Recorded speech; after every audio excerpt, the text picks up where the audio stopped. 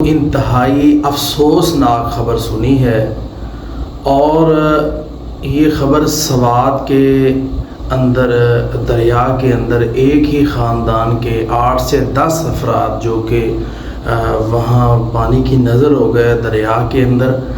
تو اللہ رب العالمین سے دعا ہے کہ لواحقین کو صبر عطا فرمائے۔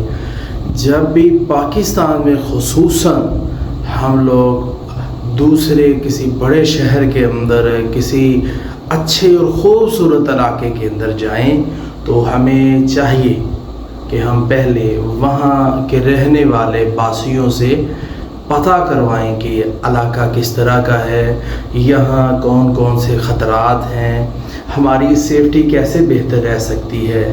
ایک بندے کی بھی جان جو ہے واللہ وہ بڑی قیمتی ہے، 10 بندے تو بہت آگے چلے جاتے ہیں۔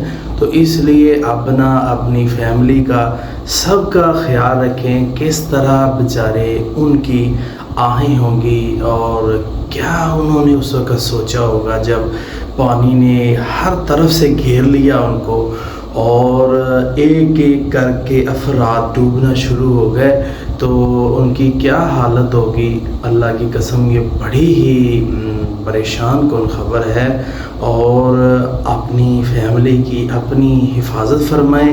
اللہ رب العالمین ہم سب کی